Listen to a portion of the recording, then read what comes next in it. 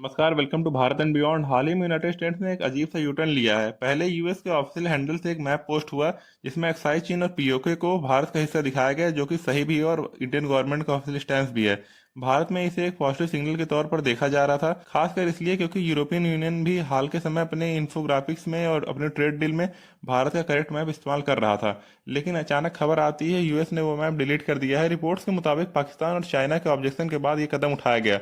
लेकिन सवाल यही उठता है, ऐसा अचानक क्यों?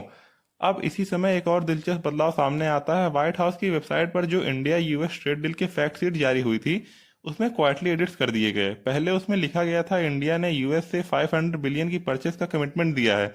बाद में ये सब इंटेंट्स में बदल दिया गया।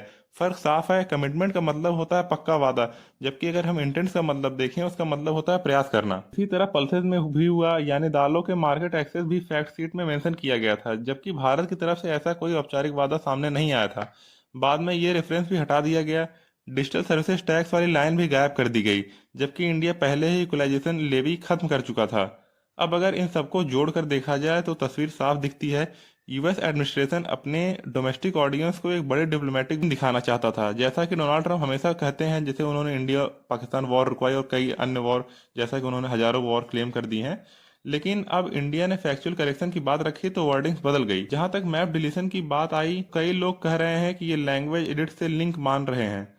ऑफिशियल तौर पर कुछ नहीं कहा गया, लेकिन टाइमिंग इंटरेस्टिंग जरूर दिखती है। अब ब्रॉडर कॉन्टेक्स्ट देखिए, डोनाल्ड ट्रंप की फॉरेन पॉलिसी हमेशा हेडलाइंस में रहती है। रसिया यूक्रेन वॉर को 24 घंटे में खत्म करने का वादा हो, या ग्रीनलैंड पर दिए गए बयान, और वेनेजुएला तो सबको याद ही होगा। कई बार स्ट्रॉन्ग स्टेटमेंट्स के बाद एडजस्टमेंट देखने को मिलते हैं डोनाल्ड ट्रंप की भाषा में और उनकी पॉलिसीज में। ऐसे में यूएस एडमिनिस्ट्रेशन किसी भी ट्रेड अनाउंसमेंट को डोमेस्टिक पॉलिटिकल नैरेटिव में बड़ा अचीवमेंट दिखाना चाहता है, जैसा कि वो हमेशा चाहते हैं। लेकिन इंडिया का स्टैंस लगातार यही रहा, जो एग्री हुआ था, कि पब्लिक डॉक्यूमेंट्स में वही लिखा जाए जो एग्रीमेंट में था। तो बॉटम लाइन क्या है? यूएस इंडिया रिलेशंस मजबूत हैं, लेकिन दोनों देश अपने अपने नेशनल इंटरेस्ट को प्राथमिकता दे रहे हैं।